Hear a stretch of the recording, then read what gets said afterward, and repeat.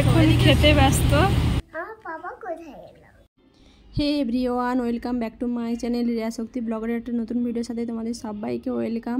আশা করছি তোমরা সবাই খুব ভালো আছো আর আমি তোমাদের ভালোবাসে অনেকটাই ভালো আছি। আজকে শরীর আমি কি করছি তো সকাল থেকে উঠে যে কাজগুলো থাকে সেগুলো করে নিয়েছি। তো শরীরটা একটু ভালো লাগছিল না, তাই বোনকে বললাম যে তুই আজকে রান্নাটা কর আর আমি এই জিনিসপত্রগুলো গুছিয়ে নিই। এলোমেলো হয়ে অনেক দিন থেকেই পড়েছিল, তো চলো এগুলো গুছিয়ে নিই, তারপরে তোমাদের সাথে কথা হচ্ছে।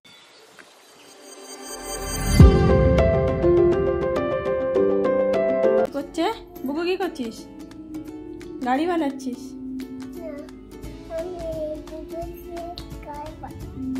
দুটো দিয়ে গাড়ি বানাচ্ছিস?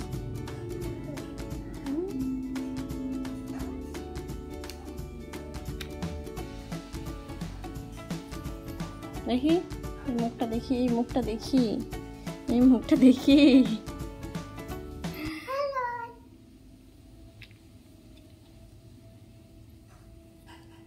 পাপা কোথায় গেল? পাপা ডিউটি গেছে। ডিউটি যাবে না? না, কোথায় থাকবে তাহলে? কোথায় থাকবে তাহলে? এখানে থাকবে? আচ্ছা, এখানে বলে দাও, পাপা শুনতে পেয়ে যাবে। পাপাকে বলে দাও। বাবা আই মিস ইউ। আমি চলে আসি, আমি অনেক প্যার করবো তোমাকে। I miss you. গাইস, এখন প্রায় 1টা বাজতে চলে। এখন সকাল থেকে আমি ব্রাশও করিনি, কিছুই খাইনি। তো এটা হেসে হেসে বলছে এটা করা উচিত নয় ঠিকই, কিন্তু মনটাও ভালো নেই, তো সেই জন্য ইচ্ছেও হচ্ছিল না খেতে। তো এখন যাচ্ছি, বুকুকেও স্নান করে দেবো, নিজেও স্নান করবো, ব্রাশ করবো, তারপরে মুখে কিছু দেবো। আর আজকে বোনকে বলেছি রান্না করতে, মানে কিছুই ভালো লাগছে না করতে, কাজ টাজ কিছুই করতে ভালো লাগছিল না। তো ওকেও যেন বলছি তুই আজকে রান্নাটা কর, আমি একটু ঘরটা গুছিয়ে নিই। তো চলো এখন ব্রাশ টাশ করে কিছু খাই, খুব খিদে পেয়ে গেছে।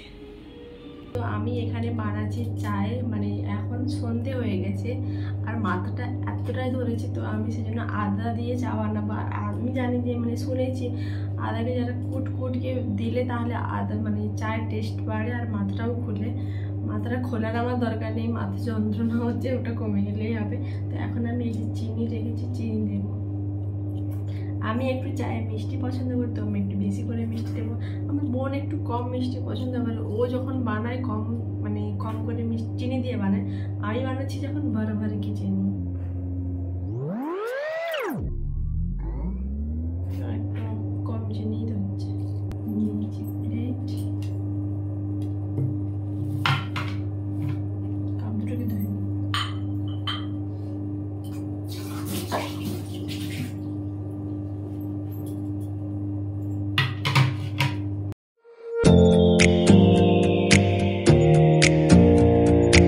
রেডি হয়ে গেছে। এই যে দেখতে পাচ্ছ, একটা ছোট কাপ, একটা বড় কাপ, কারণ এতে একটু বেশি চা আছে আর ওতে একটু কম চা আছে। কম চাটা আমি খাবো, বড় চা মানে বেশি চাটা বোনকে দেবো, কারণ বোনের ঠান্ডা লেগে গেছে, ওর একটু গলা ব্যথাও করছিল, তো খেলে ঠিক হয়ে যাবে অবশ্য। আর এই দিকে দেখো বকু, চা খাওয়া আমি কোথা থেকে শিখেছি জানো? লখনৌ থেকে চা খাওয়া শিখেছি আমি। লখনৌতে যখন ছিলাম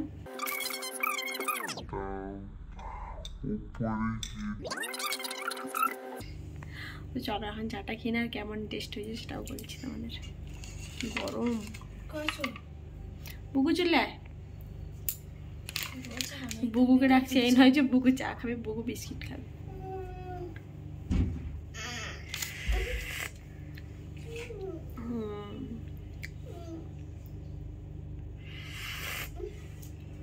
মিষ্টিটা বেশি হয়ে গেছে একটু, কিন্তু ঠিক আছে, আদা একদম পারফেক্ট।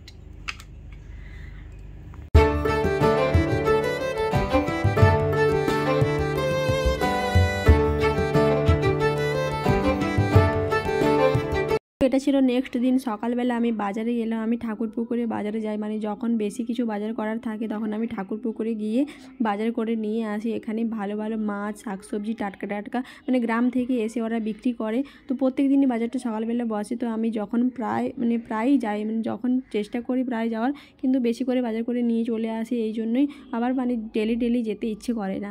তো এখানে দেখতেই পাচ্ছ কত বড় বাজার, মানে যত ভেতরের দিকে যাবে ততই বাজার বসবে। এখানে শাক টাটকা সব সব কিছুই পেয়ে যাবে। আর আমি এখানে মেনলি মাছের জন্য আসি, মাছের দামটা একটু কম থাকে আর ভালো ভালো পাওয়া যায়। আর সবজিও নিয়ে চলে যাই। দেখো আমি মাছের বাজারে চলে এসেছি, এবার মাছ নিয়ে তারপরে আমি চলে যাব। আর ওই দিন ছিল যেহেতু গণেশ পুজো, মানে গণেশ পুজো আগের দিন হয়ে গেছে, তো তার নেক্সট দিন আমরা গেছিলাম বাজারে। তো গিয়ে দেখি এখানে প্রসাদ খাওয়াচ্ছে, তো আমি এখানে খিচুড়ি খেতে লেগে গেছি লাইনে দাঁড়িয়ে। সত্যি মানে খিচুড়িটা খুব সুন্দর টেস্ট ছিল, মানে এতটা মানে ঠাকুরের প্রসাদ যে টেস্ট হয় সেটা খেলেই বুঝতে পারবে। প্রত্যেকটা ঠাকুরের প্রসাদ আমার খুব ভালো লাগে। তো এখানে আমি খাচ্ছি আর বোন দাঁড়িয়ে দাঁড়িয়ে ওরা খাচ্ছিল না, তো আমাকে। তো এই যে এখন রান্না করছি, এখানে ভাত হচ্ছে, এখানে পটলের দোলমা করবো, ভাজা চলছে, আর এখানে মাছের ঝোল হবে সেই জন্য আছে। আর এদিকে মশলা টশলা কাটা হয়ে আছে। আর এই যে আমি দেখতেই পাচ্ছি দাঁড়িয়ে দাঁড়িয়ে রান্না করছি। আর আমার আজকে শরীরটা একদম ভালো লাগছে না, এত শীতকালের যন্ত্রণা হচ্ছে, তো মানে দাঁড়াতেই পারছি না। যাই হোক করে রান্না করছি, আর রান্না করে আমি স্নান করে আমি আগে একটু রেস্ট করবো, তারপরে আমি খাওয়া দাওয়া বাদ বাকি হবে। আমার ভীষণ কষ্ট হচ্ছে। তোমরা মানে কাজে যদি এরকম হয় কী করলে ভালো হয় সেটা অবশ্যই আমাকে কমেন্টে জানিও। তাহলে আমার সত্যি মানে প্রায়ই হয় আমার এরকম শীতকালের যন্ত্রণা, জানি না কেন। তো চলো।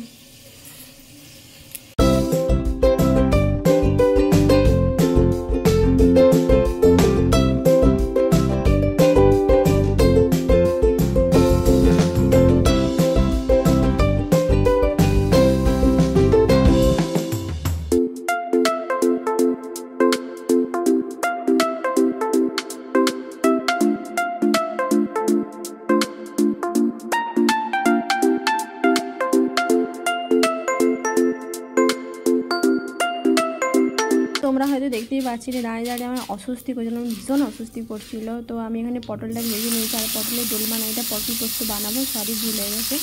তো এখানে আমি ঘিয়ে তেলটাতেই আমি জিরে দিয়ে দিয়েছি, পেঁয়াজ বাটা রেখেছিলাম ওটা দিয়ে দিয়েছি, তারপরে আদা রসুনের পেস্ট দিয়ে দেবো, একটা কাঁচা লঙ্কা চিড়ে দিয়ে দিয়েছি, আর তারপরে পোস্ত আর সর্ষে বাটা দিয়ে দেবো। তোমরা চাইলে শুধু পোস্ত দিতে পারো, আমি মিক্সড করে দিয়েছি যাতে টেস্টটা ভালো হয়।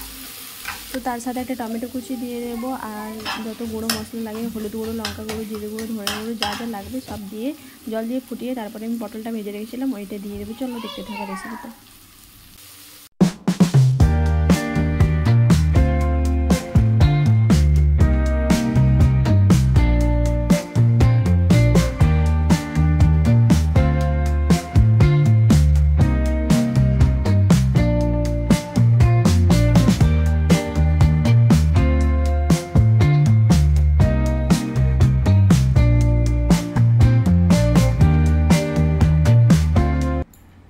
তোমাদেরকে বলেছিলাম শরীরটা একটু ভালো লাগছে না, এতটাই শীতকালে যে যন্ত্রণা হচ্ছে বলতে পারবো না। তো এখন একটু কমেছে, অনেকটাই বেলা হয়ে গেছে, খাইনি, আমি শুয়ে পড়েছিলাম। বোনকে বলেছিলাম বুকুকে খাইয়ে দিতে, ওকে খাইয়ে দিয়েছে, ওর খাওয়া হয়ে গেছে, খেলাচ্ছে এখানে। ঘুমোতে ডাকছিলাম তখন থেকে, তো ঘুমোয়নি। আমি খেয়ে নিই তারপরে ওকে ঘুম করাবো, যেহেতু অনেকটাই বেলা হয়ে গেছে, খুব খিদে পেয়েছে, একটু কম হয়েছে। তো এরকম আমার প্রায় হয়, আবার ঠিক হয়ে যায়। তো অনেকেরই হয়তো এটা হয়, কারণ যাদের সিজার করে মানে বেবি হয়তো তাদের হয়, আমি শুনেছি। তো কিছু করার নেই, এই রোগটা সারা জীবন ধরে বয়ে যেতে হবে হয়তো।